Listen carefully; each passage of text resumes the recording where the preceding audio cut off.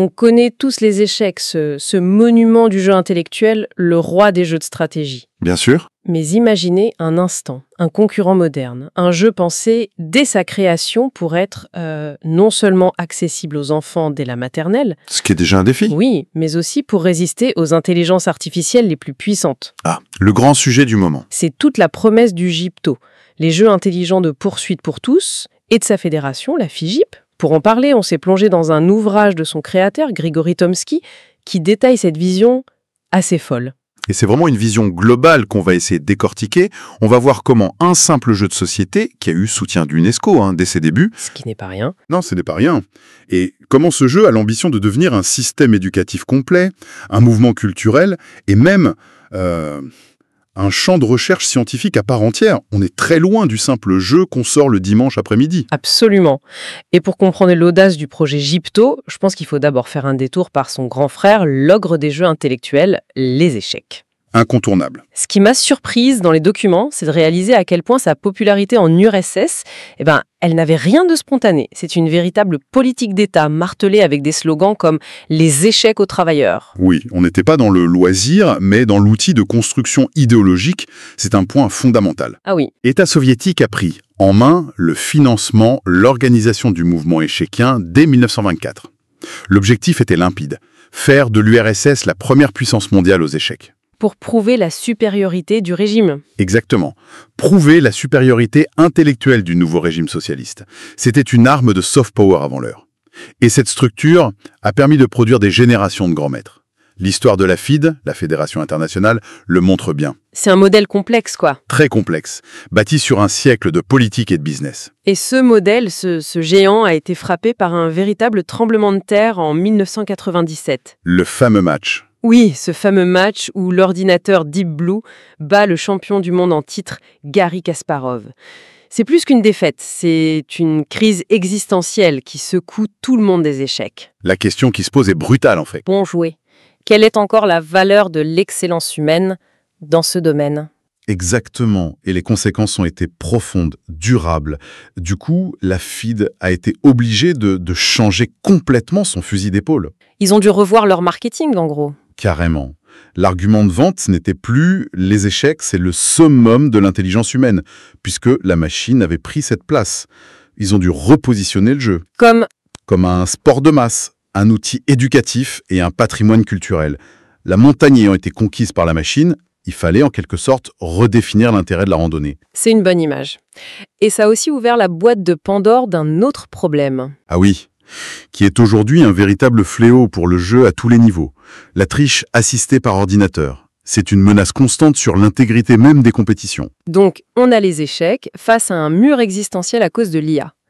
Et si je comprends bien, c'est justement dans cette brèche que le GIPTO s'engouffre. Avec une proposition complètement différente. Oui. Sa version de base, le sonore, a des règles, mais d'une simplicité désarmante. Un poursuivant doit être appelé l'un des 5 fugitifs. Un enfant de 5 ans peut apprendre à jouer en quelques minutes. Voilà.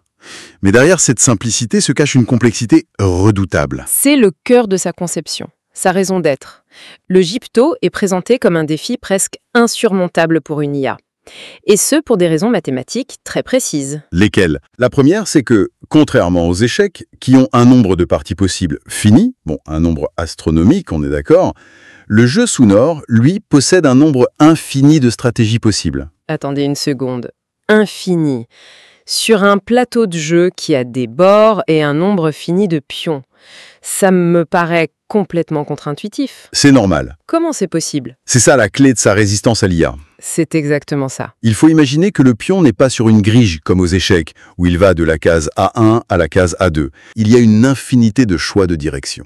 Et cette nuance subtile, presque imperceptible, c'est quelque chose que l'intuition humaine gère beaucoup mieux que le calcul brut d'un ordinateur. L'IA est perdue face à ce continuum de possibilités. Elle est perdue, oui. C'est fascinant. Donc on remplace la puissance de calcul brut par une sorte d'intuition géométrique. Précisément. Et ce n'est pas tout. Le deuxième verrou, c'est qu'il n'y a pas un seul critère de victoire, comme le mat aux échecs. Ah oui. Si le poursuivant n'attrape personne, on utilise une série de critères successifs pour départager les joueurs. La distance minimale atteinte, ce genre de choses. Pour une machine, c'est un cauchemar. Parce qu'elle est conçue pour optimiser un seul objectif. Exactement, un objectif clair. Face à plusieurs objectifs hiérarchisés, elle ne sait plus quelle est la meilleure stratégie à long terme. Elle est, en quelque sorte, paralysée par l'ambiguïté. Et ça, ce n'est pas juste une théorie en l'air. Apparemment, dès 1998, il y a eu un colloque scientifique à Yakoutsk qui a réuni des spécialistes. Oui, ils ont vraiment étudié le jeu en profondeur. Et leur conclusion était sans appel. Ils ont dit « Les recherches sur la théorie du jeu sonorais continueront pendant plusieurs siècles ». Plusieurs siècles quand même. Et surtout, ils affirmaient que dans un avenir prévisible, on ne trouverait pas de stratégie garantissant la victoire de l'ordinateur sur l'humain. C'est une déclaration de guerre à l'hégémonie de l'IA. C'est une réponse directe et conceptuelle à la crise ouverte par Deep Blue. L'idée est de créer un terrain de jeu où l'avantage naturel de l'humain, la créativité, l'intuition, la gestion de l'ambiguïté, est favorisé. D'accord. Donc le jeu est conçu pour ça, c'est clair. Mais le projet semble aller bien au-delà de cet aspect technique. En explorant les documents, j'ai été frappé par ce qu'ils appellent l'art du gypto. Ah, ça c'est un autre aspect fascinant. On encourage les joueurs à créer leurs propres plateaux qui deviennent de vraies œuvres d'art. Le jeu n'est plus seulement un outil intellectuel, c'est un support d'expression personnelle. Et si on connecte ça au reste, on voit se dessiner un véritable écosystème. L'ambition, c'est de créer une culture autour du jeu. C'est pour ça que son potentiel pédagogique est décrit comme, attention, incomparablement plus élevé que celui des échecs. C'est une affirmation extraordinairement forte. C'est presque provocateur face à un jeu qui a des siècles de pratique pédagogique. Mais l'idée, c'est d'en faire un stimulateur de créativité sous toutes ses formes, pas seulement logique. Et les exemples concrets rendent ça beaucoup plus tangible. On lit l'histoire de cette expérience dans les écoles de Yakoutie, en Sibérie. Racontez. Là-bas, les enfants ne reçoivent pas un jeu en plastique. Ils fabriquent eux-mêmes leur kit de jeu en s'inspirant de leurs contes locaux sur le thème du loup et les lièvres. Ah, c'est génial. Ils utilisent du bois, du cuir, de la fourrure. C'est à la fois du jeu, du bricolage, de l'artisanat et une reconnexion à leur culture. L'objet créé a autant de valeur que la partie jouée. C'est ça. Un autre exemple qui montre cette profondeur culturelle, c'est son intégration dans la littérature. L'écrivain français Marc Pellerin a utilisé le gypto dans 2 de ses romans. Qui ont été primés en plus. Oui. Et le jeu n'est pas un simple décor. Il devient un outil pour explorer la psychologie des personnages, pour matérialiser leurs conflits intérieurs. Ça prouve que le jeu a une richesse symbolique qui peut nourrir l'imaginaire. Et pour boucler la boucle de cet écosystème, il y a un détail qui m'a d'abord fait sourire. Je crois savoir de quoi vous allez parler. Et puis réfléchir, l'organisation de concours Miss et Mister JPTO. Voilà. Au premier abord, ça peut paraître un peu gadget. Mais en y regardant de plus près, on comprend la logique. Ce n'est pas un simple concours de beauté. Pas du tout. Non. Les candidats sont jugés sur 3 critères. L'élégance, la créativité dans la conception de leur propre plateau de jeu et bien sûr, leur maîtrise du jeu. Ce qui soulève une question intéressante sur la nature du projet. Ce n'est pas juste un produit, comme une boîte de Monopoly. C'est une plateforme culturelle. C'est ça. En mélangeant sport intellectuel, art et une forme de performance esthétique, ils cherchent à créer une communauté beaucoup plus large que celle des clubs d'échecs, qui peuvent parfois sembler un peu austères. Ils veulent rendre l'intelligence glamour. C'est tout à fait ça. Tout cet écosystème, l'art, la littérature, ces concours, ça dépasse largement le cadre d'un jeu. On sent une ambition démesurée. La FIDE rêve d'1 milliard de joueurs. Un objectif quantitatif. Mais l'objectif de la FIDJIP, la Fédération du Gypto, est différent. La formulation est très révélatrice. 1 milliard d'amateurs du Gypto, 1 milliard de personnes créatives et intelligentes. L'ambition est qualitative.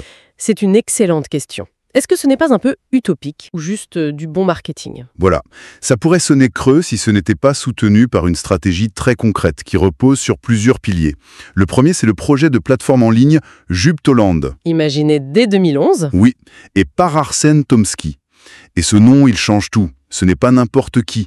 C'est le fils du créateur, mais c'est surtout le fondateur de l'application InDrive. Ah oui, là, ça change complètement la perspective. InDrive, c'est un géant mondial du VTC qui concurrence Uber dans des dizaines de pays. C'est une licorne de la tech. Donc on ne parle plus d'un projet de passionnés dans leur coin. Le fait que le fondateur d'une entreprise qui a conquis le monde soit derrière, ça donne une crédibilité commerciale et technologique massive au projet. Exactement.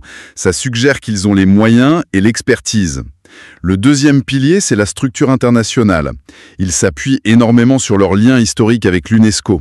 C'est leur caution, en quelque sorte. C'est leur légitimité institutionnelle, éducative, culturelle.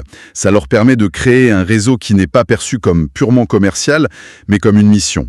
Et le dernier pilier, c'est leur façon d'aller chercher de nouveaux publics, avec des idées assez détonnantes, comme le biathlon Gypto. Ah oui, ça c'est surprenant. Quand j'ai lu ça, j'ai dû relire la phrase. Une compétition qui combine le tir sportif et des parties de Gypto. C'est surprenant, mais stratégiquement, c'est très malin. Pourquoi ? Qui joue aux échecs. Souvent un public intellectuel, urbain, qui pratique le tir sportif. Un public potentiellement très différent.